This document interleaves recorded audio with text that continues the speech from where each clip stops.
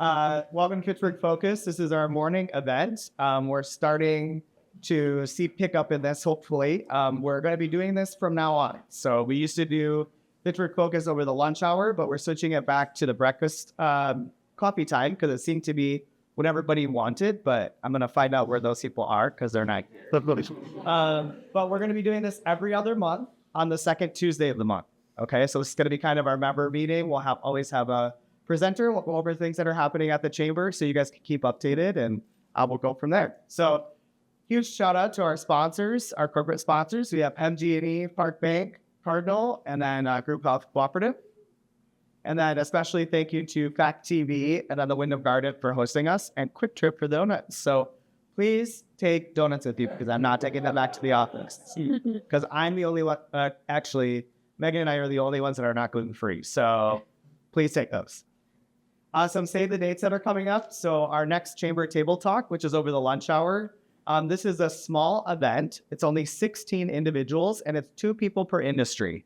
So you're not going to see, 3 health professionals and 3 mortgage lenders and 3 realtors. It's going to be 2 of each. Okay. So then we'll split you up into 2 groups. It's a great way to make some new connections and help each other out with business and recommending your businesses. So that's on January 22nd. It is at the Thirsty Goat. Let's kind of off a little bit. Thirsty Goat, and it's from 11:30 to 1-ish. We just kind of say that so that you can leeway some time for lunch. On February 6th is our next Fitchburg Biz After Hours held at Delta Beer Lab, presented by Summit Credit Union. And that's just your after hours event from 4:30 to 6:30 p.m. And it's just a free, open, no agenda networking event. February 26th will be the next Chamber Table Talk as well.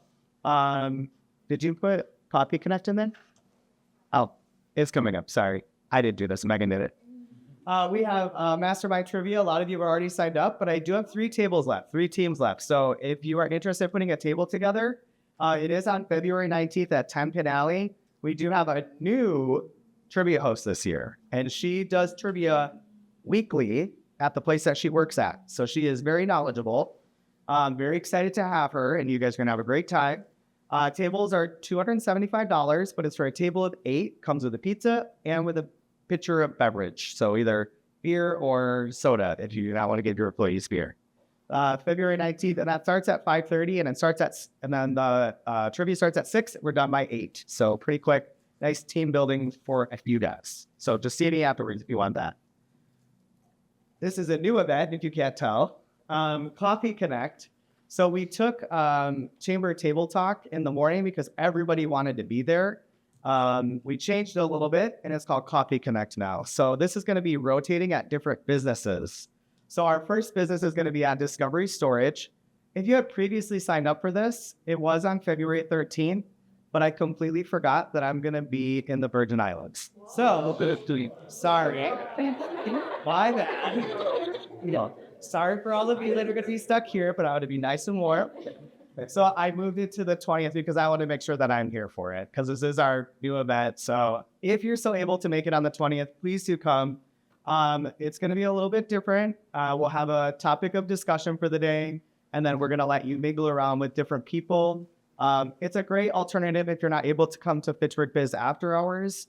This is a great opportunity for the morning. If maybe just you are busy in the evening, come to this. We're very excited to have this as a new event and be able to feature some of our businesses. And you be able to see some new businesses and things like that. What's the timing? Yeah, it's not on there. It's going to be from 8:30 to 9:30. That's it. So now we're going to go on to our main presentation. Unfortunately, we were supposed to have Beth today, but we have the second best. Yeah. We're excited to have Brian. He's here with Madison College. I'm not going to go through all of this here because I'm sure he'll touch base on a lot of it.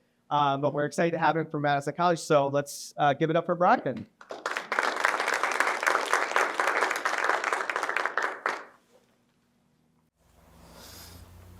Well, thank you, Brandon, and I'll be sure to share that with Beth, that I hopefully did a second best job for her. I'm just giving you a hard time. Perfect. Thank you. You're welcome. All right. Well, good morning, everybody. Thanks for coming out on frigid January morning. Thank you, Brandon. Thanks to all the chamber staff for the opportunity to come and talk to you this morning. As Brandon mentioned, I'm filling in for our provost, Beth Giles Klinkner, who I know is a regular attendee of the meetings, and I really should be here more often. I only live right down the road, about a couple of miles, so Fitchburg resident. So I did make that commitment to Brandon that I will actually start attending much more often. So I worked for the college for 13 years. I started as an associate dean. I was a dean at the School of Business. Served my last 4 or 5 years as a vice president at the college. And almost exactly 1 year ago today, I actually moved what we call across the street to our foundation. So we do have a Madison College Foundation. We are an independent foundation, so we are our own 501c3. We only work for and serve Madison College. That is the only entity that we raise funds for. So I feel pretty well qualified to talk about what's going on at the college. So this morning, what I called this was Madison Area Technical College, Did You Know? Because I do find that there's a lot of things that people often don't know. Some you might, but there's a lot of history. I'll talk a little bit about some of what's going on, what we're seeing in our student demographics. I know Beth wanted to talk a little bit about what's some new kind of developments around apprenticeship, internship, externship, some new models that we have that certainly I think are probably of interest from an employer standpoint. And then maybe just some points about some opportunities to connect with the college and take part in some of our services that we offer that a lot of times people simply don't know and are kind of interesting. So everybody ready? Okay, here we go. All right. So Madison Area Technical College, and let me just say, Madison Area Technical College is still the formal name of our college. So I talk to people a lot, and I say, Madison, I went to Madison Area Technical College. Oh, I mean Madison College, right? So on the state charter, we still are Madison Area Technical College. Madison College is our branding name that we use and have for about a decade now. So if you ever make that mistake, don't worry about it, because we are Madison Area Technical College. We are one of 16 technical colleges in Wisconsin. So we serve all or parts of 12 counties in south central Wisconsin.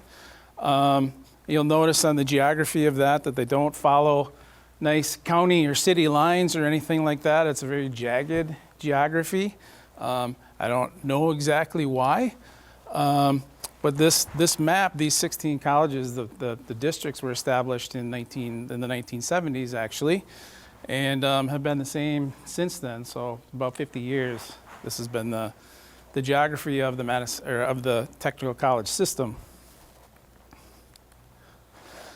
Sometimes people don't know we do actually have 7 campuses within our district. When we think about the Madison campuses, and there are 4 in the Madison in the Madison proper, if you will. Obviously, our flagship is over at the Truax campus. We moved there in 1987, former Air Force Base.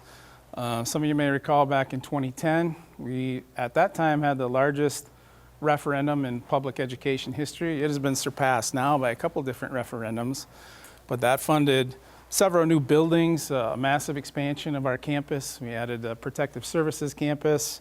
Health Sciences has their own building now.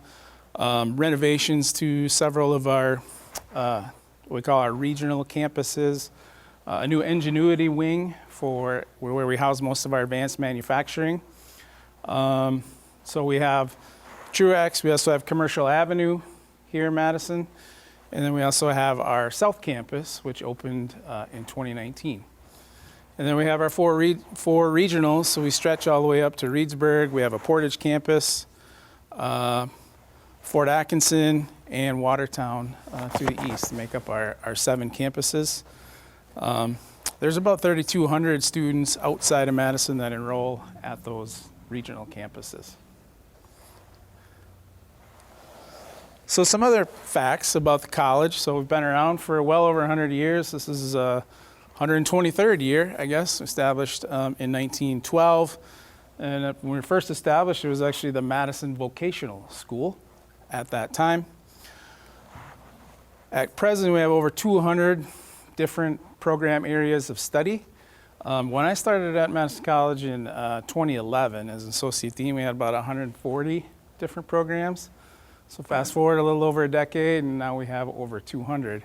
Now that doesn't mean that every single one of them is a new associate degree. Many are what we might call derivatives. So if we have an associate degree, we might break that down into a one-year technical diploma or even a advanced technical certificate, trying to create pathways for people to earn credentials on their way to the associate degree. We are the largest source of transfer to the University of Wisconsin-Madison.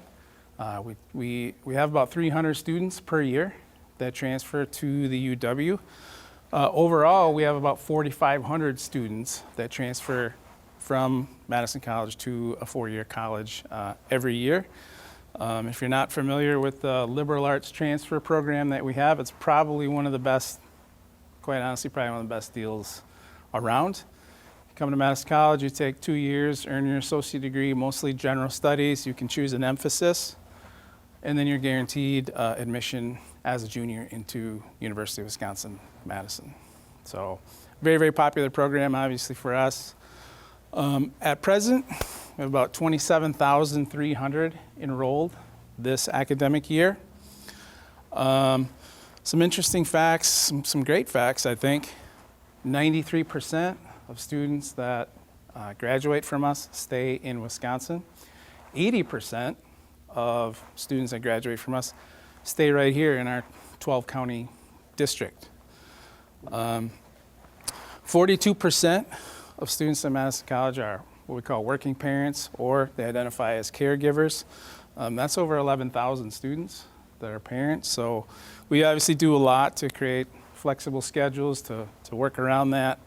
I'll talk about childcare, some initiatives around that in just a little bit. 1 in 3 students at the college are a student of color. Many first-generation students we've seen in probably the last 5 to 7 years, a huge uptick in first-generation students, which is great. So in that 12-county geography, there are 77 high schools.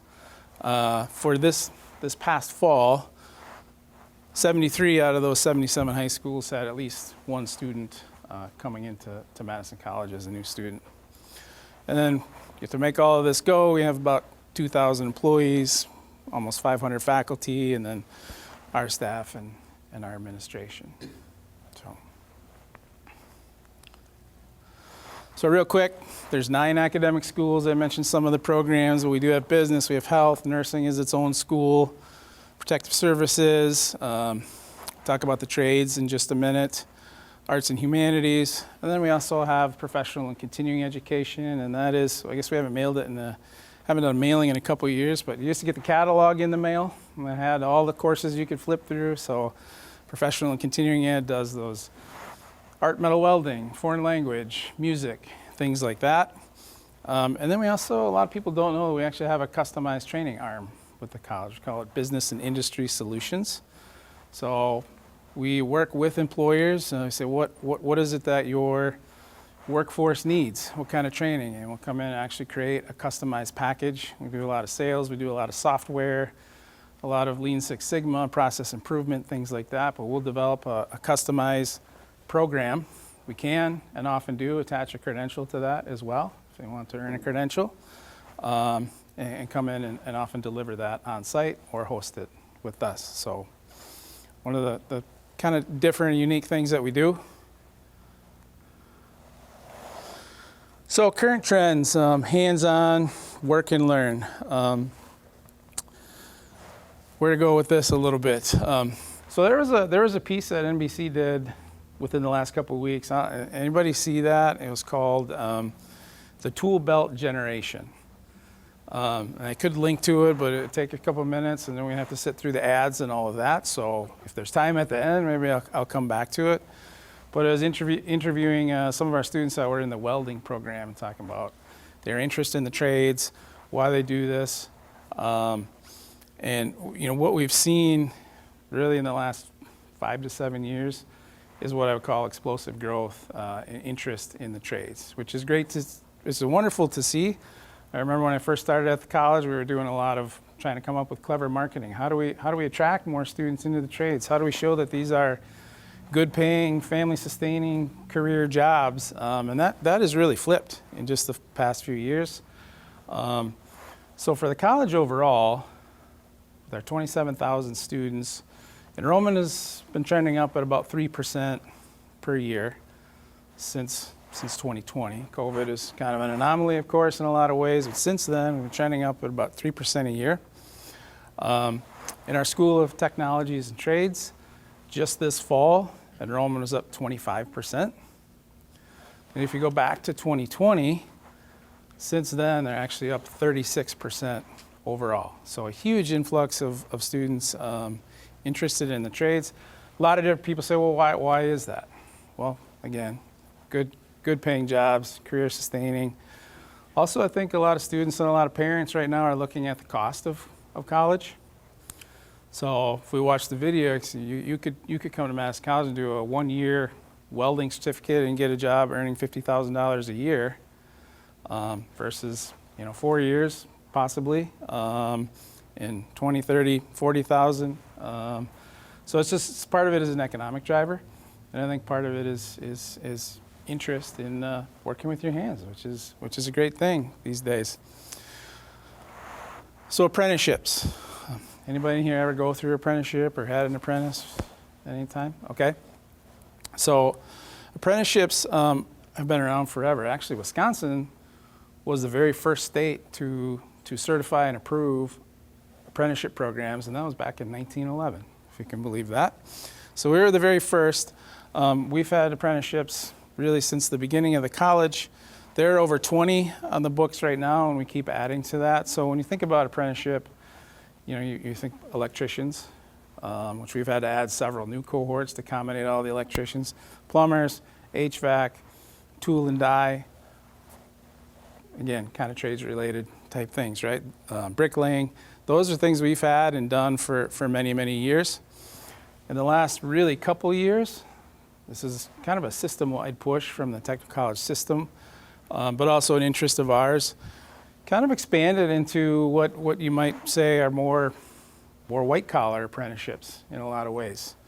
So a couple of new things. Just last year, we launched a new apprenticeship in nursing and respiratory therapy, and that's with UW Health, an ophthalmic apprenticeship in conjunction with SSM, lab animal care, that's with LabCorp. We've also added surgical technician, working on a few others, IT, cybersecurity, data analysis, childcare is new, biotechnology is a new apprenticeship that is just launched. So what's happening with apprenticeships is expanding to not just be historically what it was, which is the trades, and into many other things.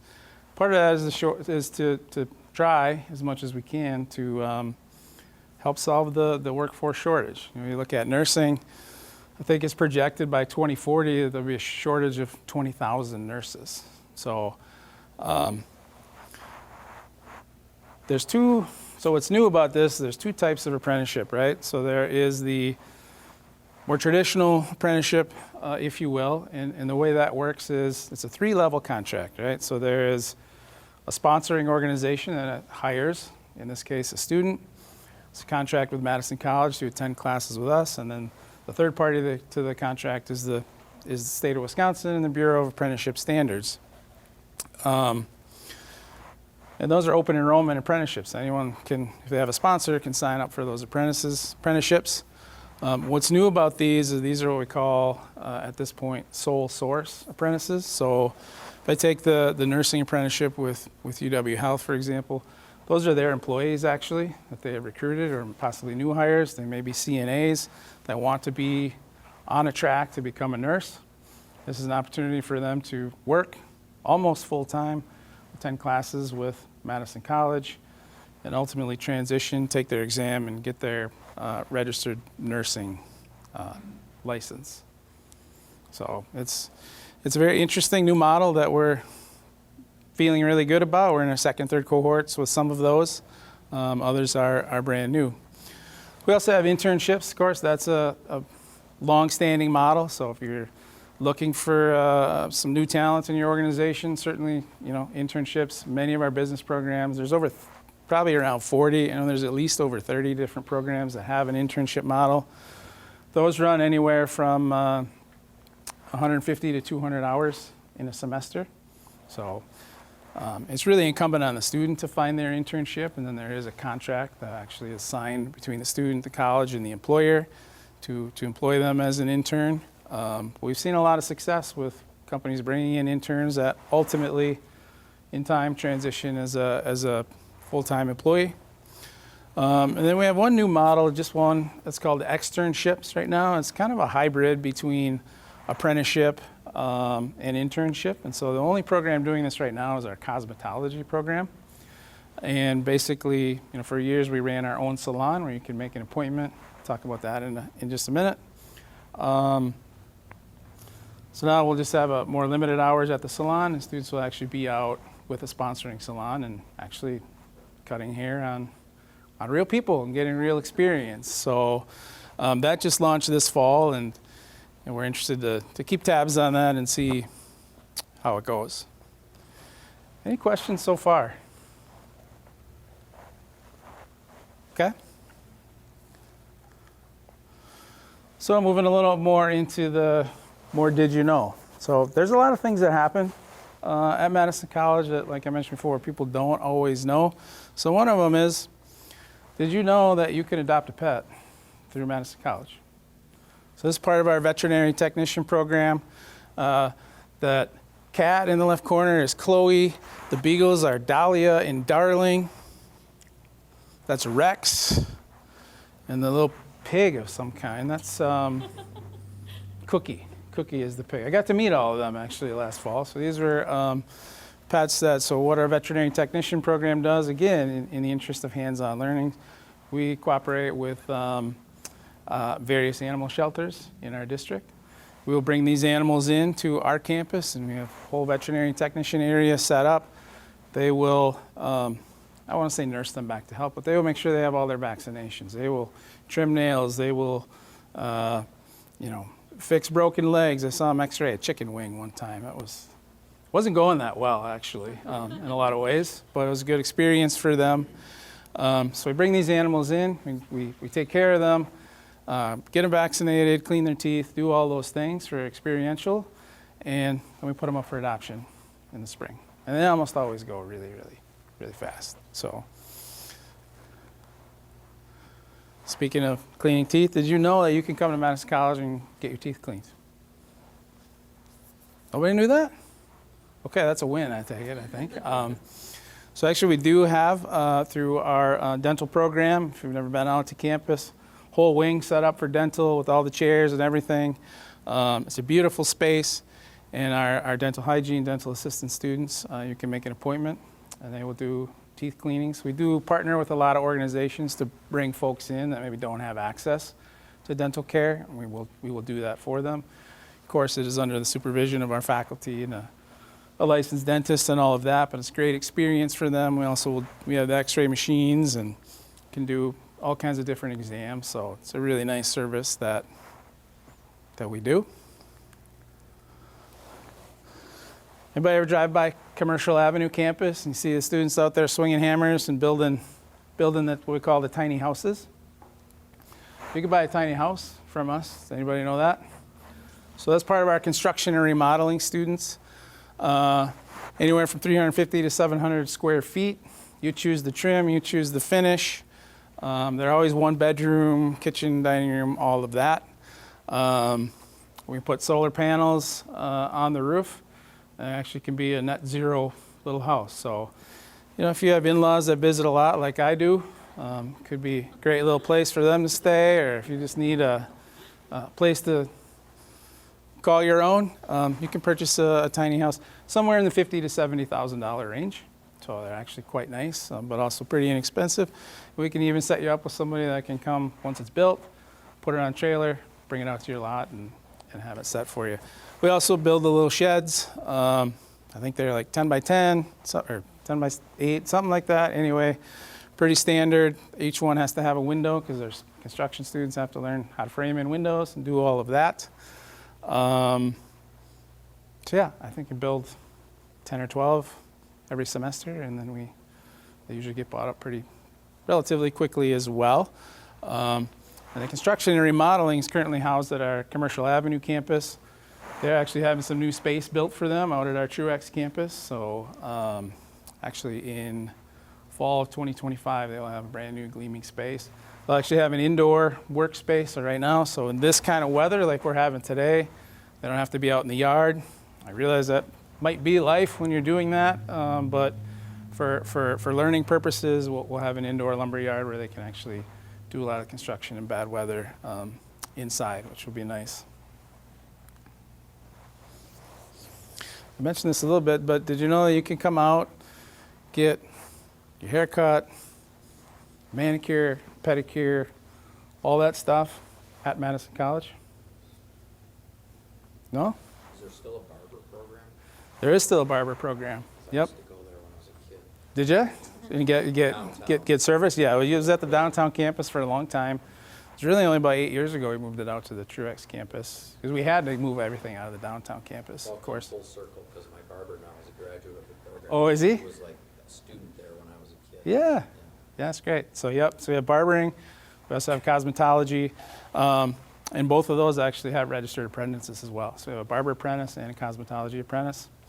But you can come out to our salon. So the way it's structured is in the morning, students do theory classes, and then in the afternoon, the salon is open for appointments. As you can see, pretty inexpensive services. I don't know what a beard trim usually goes for these days, but $10 seems pretty reasonable to me. With the new externship model, they will have some reduced services. So it used to be open 4 days a week. It'll be more like 1 or 2 once we've moved fully to the externship model. But we will still have salon services. Anybody ever been out to the gourmet dining room, Diane's Diner? Yeah, pretty good. Yeah, it was pretty good. So this is part of the culinary program. A lot of people don't know you can actually come have a four-course gourmet meal on campus. So our culinary students, they plan the menu. They rotate who's the chef of the day, and basically in charge of the kitchen and making sure all operations run smoothly that way. We can take 50 to 60 reservations, guests, in our dining room. So they serve lunch on Tuesdays and Thursdays, and for $25, you get 4 courses. It's a gourmet lunch. You get to experience our dining room. You can watch the students at work. You can have glass windows and cameras back in the kitchen and everything. You can see what they're working on. It's a really great experience. If anybody would like to do that, I'm happy to set anyone up with that. I do it all the time. Does anyone know we also have our own bakery? A lot of times I do. We're not quite back into the semester yet, or I would have. So come back in February or March, I can do that. Yeah. So we do actually have our own bakery. So a lot of people associate the culinary program, which is an associate degree program. We also have a 1-year technical diploma in baking. It's production baking, it's commercial baking. So it's not necessarily pastry chef type thing. It's when we're baking bread this semester, we're doing 300 loaves today. So production baking designed to go into like a high volume bakery. They also do decorate cakes, and you can order cakes and have our students bake you a cake and customize it for you. They participate in competitions. So everything that they bake, they basically put for sale. We have our own retail outlet that's open to faculty, staff, and anyone that wants to come in and buy something from our bakery. This is pretty new, so just really about 3 years old. One of the things we found was that we do all this work to prepare our students to go interview for jobs, hopefully land a job, and many of them have absolutely no dress clothes whatsoever. So we started a Wolfpack closet. Students can come in once per semester, pick through the various items, find some things that fit. Somebody is there to help them, and get a suit of clothes or a dress or whatever they may need for an upcoming interview. So we're always looking for more donations on that type of thing. Preferably something within like the last 3 to 5 years. We don't want your 1950s jacket that you may have been keeping for some day that you might use it. You know, if you wouldn't wear it, we don't want them wearing it either. It's kind of the rule of thumb there. But it's a really nice service. It's been great for our students. One more thing we can do to help them be prepared to go out and join the workforce. We do also have a volunteer center, so some of our programs actually require our students to do a volunteer engagement over the year. For others, it's voluntary, but we do work with a variety of organizations around the area. Say, hey, some students from Madison College, come on, we got a service project. Come out and do some volunteer work for us. So that's through our Career Services Office. So if anyone has a project, we'd like to ask for a group of students to come out and do that. That's something that also is somewhat new for us to be doing. What's gone really well. And then a lot of people don't know this. Did you know we have 9 athletic teams at Madison College? So we have 4 men's, 4 women's, compliance with Title IX. And then we have 1 co-ed sport, which is our newest sport, and that's esports. The last time I did this, somebody said, what the hell is esports? Everybody know what esports is? Or have a general idea? Yeah. So that is our newest team. A really nice space on the 2nd floor of campus. They've won 5 national championships already. So we're a really good esports team. This is our Goodman Sports Complex. That's the baseball field that was built with a big donation from the Goodman brothers. Picture of our soccer team. We also have a ropes course. A lot of people don't know that. 75 elements. There's high elements, there's low elements. We have an instructor that will put you through ground exercise. It's a great team building activity. I've done it actually a couple different times. And that's open to the community to come in and make a reservation and do a team building day out on the ropes course. A couple other interesting facts about athletics. So soccer field for men and women is turf, and then we actually added a turf field for the women's softball team a few years ago. That was the very first turf softball field in the United States. There are more now. Other areas have added that, but it was the very first one. This past year, our athletics programs all moved to what they call NJCAA2, so National Junior College Athletic Association Division II. So now we are actually able to offer athletic scholarships for our students. So in my work with the foundation, that's something that we are working hard on is trying to raise additional funds for the student athletes. So I'd be remiss if I didn't talk about my work with the foundation for just a minute at least. The mission, our vision at the foundation is that no student be denied an education for lack of financial resources. So if you look at this chart, it's probably hard to see, but if you go back a decade to 2014, 2015 academic year, we funded about 1,000 scholarships for our students. Fast forward 10 years, that is doubled. We did over 2,100 this past academic year. So on one hand, it's great that we're continuing to be able to provide more scholarships to students. What's troubling and a real challenge for us is that the need continues to rise exponentially. Out of 27,000 students, about almost 4,000 are eligible for federal Pell Grants, so that certainly helps. But there are several thousand more that aren't quite eligible for that type of state or federal aid, but also don't have the means to pay their tuition. And there's many other things too. So it's not just tuition scholarships. Our average scholarship is about $1,000. We also provide emergency grants to students. So childcare, housing is a big one. We have a lot of requests. I can't make my rent or my mortgage this month. Gas, utilities, and unexpected medical expenses are the 5-6 main categories that we fund. We do look at other things when those requests come in, but we issued over $50,000 in emergency grants this past year to students to obviously try and keep them in school, because it's one thing to get a student at the college.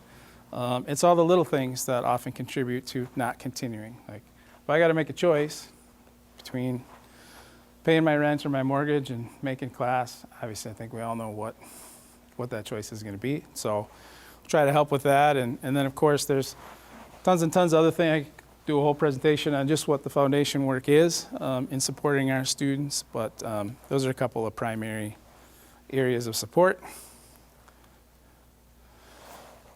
And then kind of just in closing, I think about the context of what we're doing at Madison College and where we're trying to go.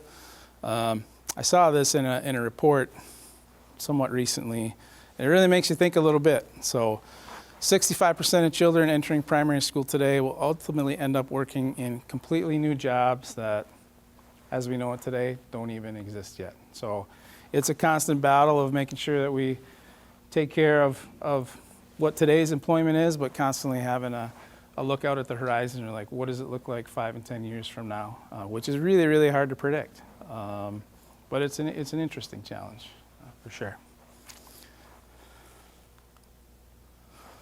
Okay. Well, I hope that was somewhat interesting. You learned a couple things that maybe you didn't know about Madison College. Yeah, happy to take any questions that people may have. Yes? Did you attend Madison College? I did attend Madison College one time in the summer. So I took summer classes at the college. Yep. I didn't graduate from there, but yeah. And then did you transfer or just? Yeah, I was already enrolled. I went to UW Oshkosh, is where I did my undergrad. So it was, how can I pick up some extra credits, which is very common actually for us. We have a lot of students that are attending four-year schools. Like, hey, I want to keep making some progress, transfer these back, and that's what I ended up doing. You still have the insurance program? We don't have the insurance program anymore, unfortunately. 3 years ago, I did some work with Mark Lester. Yes. You would, all the sponsorships, internships and such. Yeah. Just not enough. Yeah, unfortunately, yeah. So I wouldn't say that it's gone. I mean, as insurance was its own program.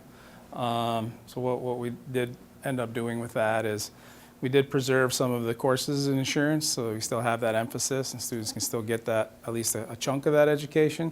It's now embedded in the business management program, so they can do their business management courses, and they can choose an emphasis in insurance and risk management. So it's just not its own standalone program anymore. So, yeah. And Martha's still there and still teaches those classes, so yeah. Yep. Yeah. You talked about jobs that don't exist now, that will in the future, and I think of AI. Is the college doing much with AI, seeing growth in that area? Yeah. Can you talk about that a little bit? Yeah, we are doing what we can with AI. I mean, there's a lot of different angles to that, right? Like when AI first kind of exploded on the scene, you could say, the first initial reaction was, how do we keep students from using this to cheat on stuff, right? How many papers are written via AI? And actually, we've even seen it with some of our scholarship applications. A few people that are reviewing the scholarships have said, I'm pretty sure this was AI written. So there's a multi-pronged thing. How do you use that as a tool? It's here. So how do we embed that in the curriculum? How do we use that as a tool? How do we teach students to leverage that technology? But then from the jobs perspective, yeah, we're working on that, but I don't think anybody knows exactly what's going to change. And we have some good ideas, about what things will change. How's it going to change, some of our programs around data analytics right now, and even some of the accounting and finance things that we're doing, a lot of data-driven things. We're consulting with a lot of folks, like this is going to look very different before too long. But what it will ultimately become, I think we're all waiting to see. But yeah, it's a challenge. Yeah. Can you touch on the child care program? Yes. Thank you very much. I was going to hit that, and I got talking about stuff. So the newest capital thing, if you will, is childcare at our Goodman South campus. So in 2024, the city was kind enough to sell us the fire station right next door. It's actually in the parking lot for $1, so that was a really good deal. We are breaking ground and kind of convert that to a child care center. So it'll be 2 floors. We'll build out classroom spaces in there. Currently, we have child care, the program, so educating early childhood teachers. We'll move the program over into the new building, into the old fire station, but then we'll also expand our child care options for students. So they should be able to take about 180 students, or 180 children in the child care center would be its current max capacity. As I mentioned, 42% of our students are working parents, so it's really a big initiative. We have child care at our Truex campus. We do not have it at South or any of our regionals.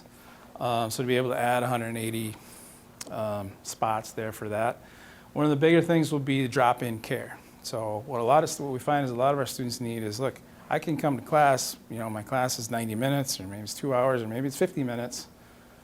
I just need somebody to watch my child for an hour to 2. So we'll have that drop-in care element they can sign up for, and I think in 90 or 2-hour blocks, so that they can come to class and pick up their child, and spot opens up for someone else. Are those spots just for students then, or is that for faculty Well, or it's community members? Great question. Yeah, I mean, it ultimately will be open to anyone that needs childcare, but it's going to depend on availability. So I expect 180 spots will probably fill quickly. So I think students will be the first priority. If there are spaces available beyond that, then yes, faculty, staff, and also the general community would have access to it too. So, and that's a big capital project that we're working on right now. It's about a $7 million project to renovate the fire station. The original vision would have actually added a 3rd floor to the fire station. We could have expanded beyond 180. We could have actually relocated a couple of different programs over there. Just not quite able to get to that point yet. So we're moving forward with Plan B, which is remodel the station. We could, but do it in a way that we could add an additional floor down the road. And right now we're actually doing a fair amount of solicitation. There's a lot of needs for this new center. I've talked to different groups about, can you help us even with playground equipment that we'll need? So we're building an outdoor playground, of course. With that, there'll be a lot of needs for desks and chairs and all kinds of different equipment inside the building, and so we're looking for a lot of help with that. It should open late fall 2025. Yeah. Later this year? Yeah, we just did bids, and construction starts in February. So. Are they going to be teaching people in the child care center, like how to do that program as well? Yeah, we do that a lot. So we do have the program for early childhood, but then many of those students actually will, also work in the child care center as well as part of their practical hours, if you will. Yep. Can you talk a little bit about the foundation and its main goals? Is it mainly to help fund students' education, and how are you funded typically? Is it donations or mostly grants? What does that look like? Yeah, great question. Thank you. I would say our two primary buckets are, yes, tuition scholarships. I think I mentioned on average we do about $1,000 a semester for the qualified applicants. The emergency grants, capital, obviously working hard on the child care center. And then there's so many other things. We're working on a fund to help our students that want to participate in Skills USA or Business Professionals of America and get that additional experience. But there's competition in Atlanta, no funds to be able to attend something like that. So that's a bucket that we're working on. Trying to build the emergency grant function as well. Like I said, we did 50,000 I think last year, but there are a lot that we couldn't fund. Same with scholarships. We did 2,100 scholarships this past year. I think we'll have 2,500 to 3,000 qualified applicants this year, and we were very close to being able to fund all of the need, as we call it, this last year. We'll see. We're getting ready to award the spring scholarships now, so we'll see where we shake out with that. But obviously getting to a point where any student that applies is qualified, and that means, you know, we look at various factors in terms of what their tuition is, how many credits they're taking. We have access to the federal data, like their estimated family contribution. All those things play into that. So we always award based on greatest need. We start with the greatest need first and then work our way up, if you will. So just a big goal is to be able to fund all the students that need it. Some other things that we're working on is, so we have a program called Scholars of Promise. And that is basically recruiting students from area high schools that you could say would not ordinarily be on a path to college. I'll put it that way. Actually giving them an opportunity to come in. If they're eligible and funded, they actually get 6 semesters fully paid. And if they transfer to University of Wisconsin, they get an additional 4 semesters. It's been hugely successful. We put 700 students through that program already. So trying to do something that we call the adult promise, which is very, very similar. And that's kind of focusing on that 42% that, you know, their parents, and our average age is actually 27. You know, we have a large population that is what you call traditional student, 18, 19, 20 years old, all the way up to students that are well into their 50s and 60s and sometimes beyond. So as an average, it comes down to 27, but those are kind of the 2 big demographics we serve, which is either traditional student or career changer, second career, third career type of thing. We'll come here in a year, get a new education and start in a different field. So trying to support them more and have a program similar to Scholars of Promise is something we've been working on too. And are you funded mostly by grants or? Yeah, no. We do have some grants. We do obviously pursue grants. We have received a lot of grants from some generous foundations that do help us a ton. But the majority of our financial support comes actually from individuals. And surprisingly, you know, when I talk to groups on campus, they're like, "Oh, it must be our alumni that are, you know, funding the foundation." And it's actually not. Our alumni do give. I'm not saying that, but actually, it's folks that don't have, haven't gone to Madison College, didn't graduate from there, maybe don't even have affiliation, but love what we're doing. They see the impact of our workforce efforts and want to support that. So a lot of individual private donations and some grants as well. Yep. I'm in the process right now of trying to hire a grant writer so that we can actually go after more grants, but I'm sure, as you know, it's a time-consuming and labor-intensive process. So for the first time, hopefully we'll have somebody that can actually be dedicated to finding new grant dollars. So thank you for the question. Is that a program that you have at Madison College? Grant writing? No, don't. I wish I did. I would have been over there already. I would have been standing in front of that group.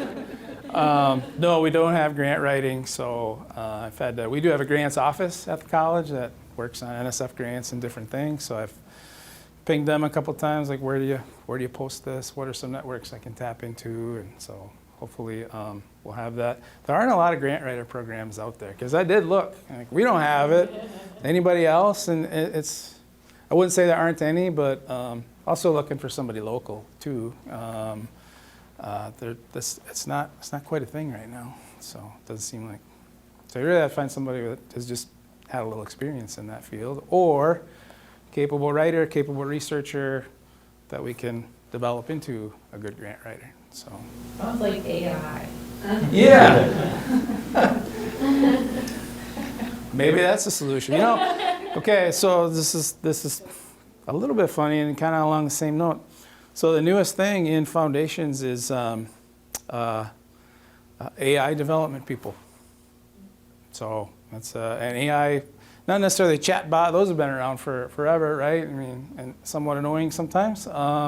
This is actually an artificial intelligence person that has conversation with prospective donors. So we're not ready to quite jump on that yet, but I'm watching it and seeing a couple presentations on it. So, and kind of back to your question, Aaron, like, what's next with AI? Like, these are the kinds of things that are happening, and will probably only get more robust and mature for sure. So, yeah.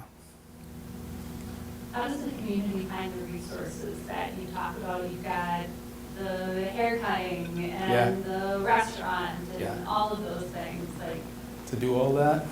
how would anybody find any of that information? Other than listening to Yeah, you me share telling you about about that, it? Yeah. Well, each of these programs has a web page. Like if you want to go to the dining room, you make a reservation right through their website. And you want to get an appointment in the salon, they have a site that you can book through there and stuff. But it is a good point. That is one of the challenges, like how do we promote these services? Many of our customers at the salon, at the dining room, are folks who've come out and enjoyed it and come back many, many times over, right? So that's a good thing. But yeah, we don't have a really good promotional engine for it. This is a long-standing issue. Like I said, I worked 13 years at the college, and it's not that we don't want to.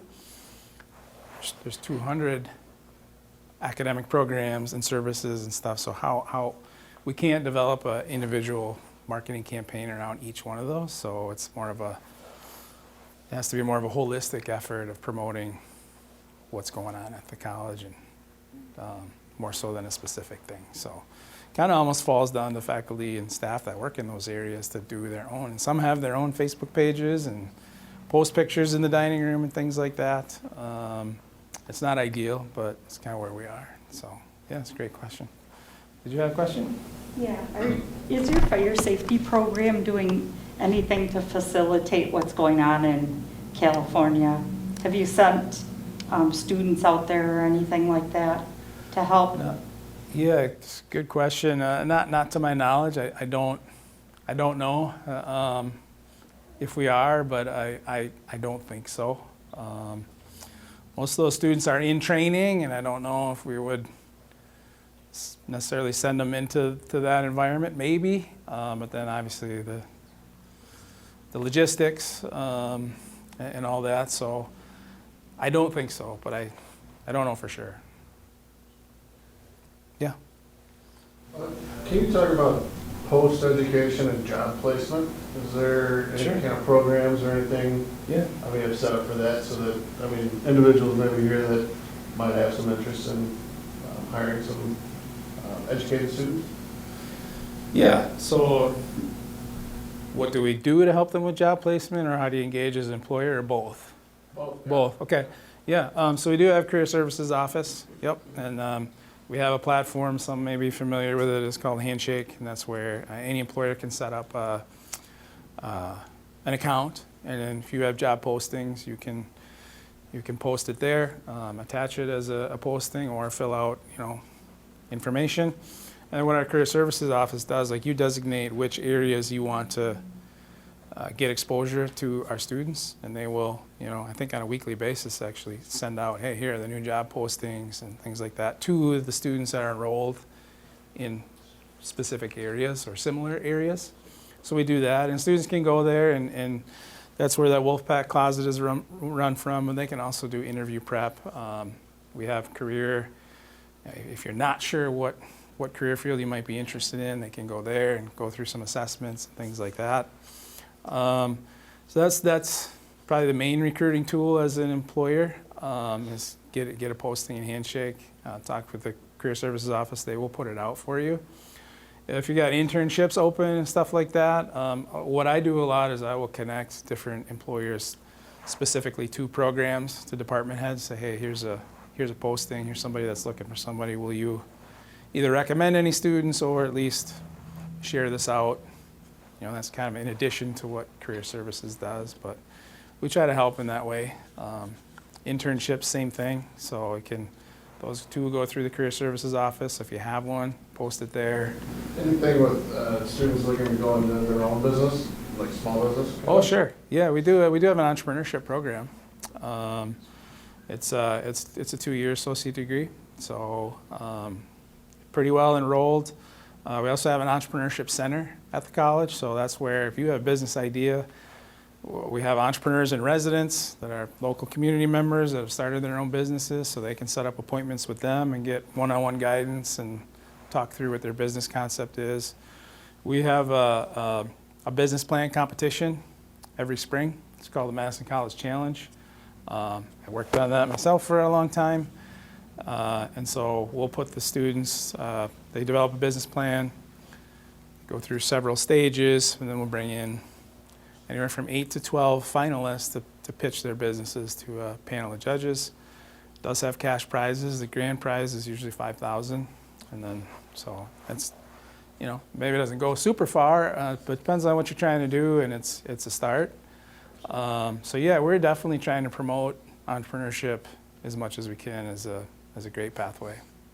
Yeah. Yeah. All right, that sounds good. Let's do a round of applause for Brian.